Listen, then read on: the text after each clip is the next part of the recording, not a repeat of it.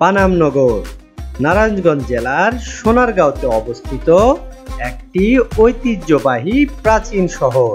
বড়নগর, খাসনগর এবং পানামনগর।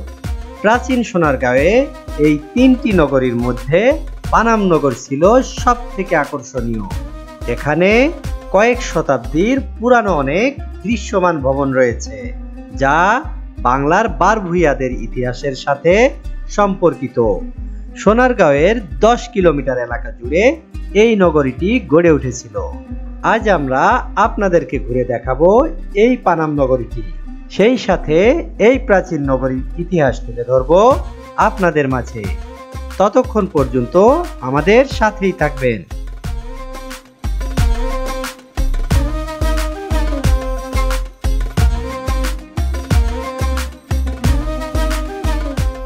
আপনারা দেখতে পাচ্ছেন আমরা এখন অবস্থান করছি নারায়ণগঞ্জ জেলার সোনারগাঁয়ে অবস্থিত ঐতিহ্যবাহী পানামনগরে। সামনের দিকে যেই প্রাচীন স্থাপত্য দেখতে পাচ্ছেন, এটি হলো পানামনগর। এই নগরীটি পরিদর্শন করতে হলে আপনাকে 15 টাকা মূল্যের টিকিট সংগ্রহ করতে হবে। তারপরেই মিলবে এই নগরীটি পরিদর্শনের অনুমতি। আমরা 15 টাকা মূল্যের টিকিট সংগ্রহ করে নিয়েছি। এখন আমরা আপনাদেরকে ঘুরে দেখাবো এই নগরীটি।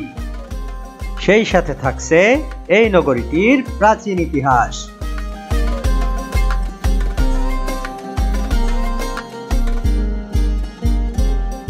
পনেরো শতকে ঈশা খাঁ বাংলার প্রথম রাজধানী স্থাপন করেছিল সোনারগাঁয়ে।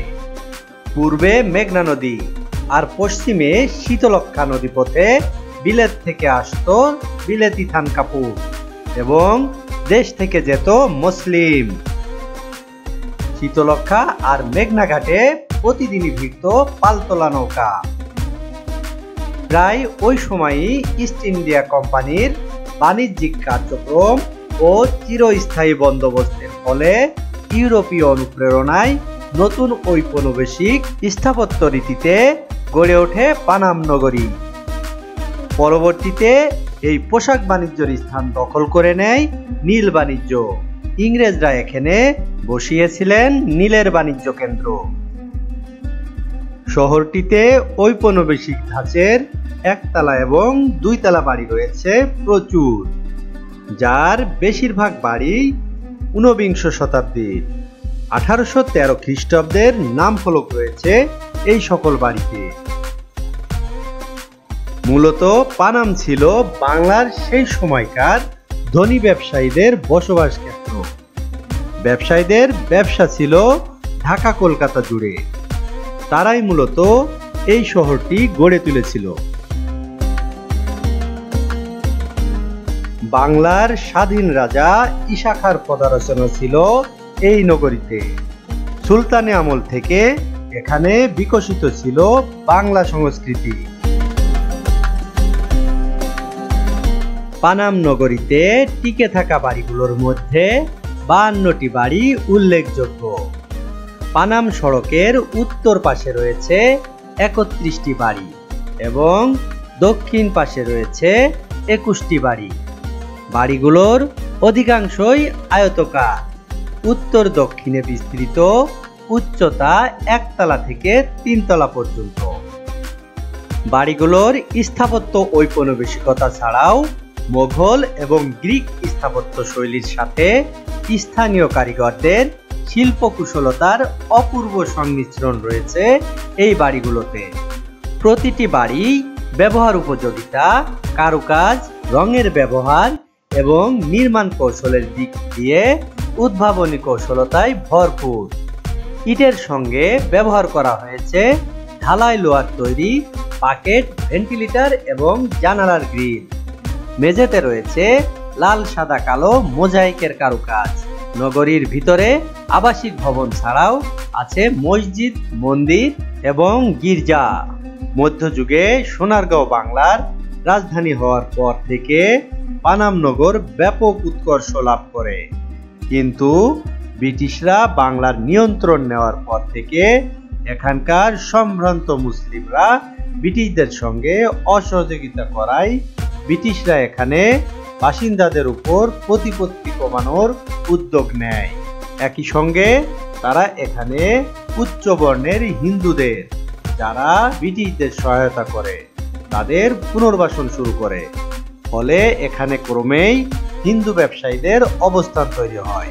একই সঙ্গে অতীতে বসবাসকারী অনেক ব্যবসায়ী যারা ব্রিটিশদের সঙ্গে সহায়তা করেনি, তারা ক্রমেই এলাকা ছেড়ে চলে যেতে বাধ্য হয়।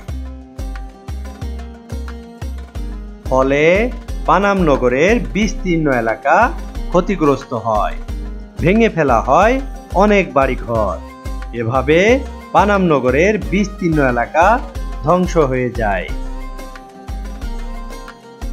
বর্তমানে পানাম নগরের রাস্তার দুই ধারে পুরানো যেসব ভবন দেখা যায়, তা মূলত ব্রিটিশদের সহায়তায় গড়ে ওঠা ঊনবিংশ এবং বিংশ শতাব্দীর হিন্দু উচ্চ বর্ণের ব্যবসায়ীদের তৈরি। ব্রিটিশরা চলে যাওয়ার পর এসব ব্যবসায়ীদের প্রতিপত্তিও হ্রাস পেতে থাকে, যার ফলে ভবনগুলো ক্রমে পরিত্যক্ত হতে থাকে, যার ফলে আস্তে আস্তে তা আশপাশের লোকজন দ্বারা দখল হতে থাকে। 2009 সালে স্থানীয় প্রশাসনের উদ্যোগে পানাম নগরীকে সম্পূর্ণ দখলমুক্ত করা হয়। পানাম নগরীর ঐতিহ্য আর ইতিহাসকে গুরুত্ব দিয়ে বাংলাদেশ সরকারের পক্ষ থেকে এর পুনরুদ্ধারে নেওয়া হয়েছে বিভিন্ন পদক্ষেপ।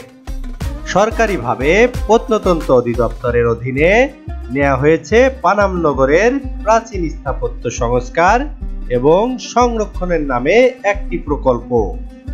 প্রকল্পের আওতায় রয়েছে 40টি ভবনের সংস্কার, 4টি পুকুরঘাট মেরামত ও পুনর্নির্মাণ, সেতু সংস্কার, প্রত্নতত্ত্বের সামগ্রী ক্রয় ও প্রামাণ্যচিত্র তৈরি। বিশেষজ্ঞ কমিটির তত্ত্বাবধানে পরিচালিত হচ্ছে এই প্রকল্পটি। তো বন্ধুরা, এই ছিল আমাদের আজকের আয়োজন। পরবর্তীতে অন্য কোনো দর্শনীয় স্থানের সৌন্দর্য এবং ইতিহাস তুলে ধরব আপনাদের মাঝে। ততদিন পর্যন্ত ভালো থাকবেন, সুস্থ থাকবেন। আল্লাহ হাফেজ।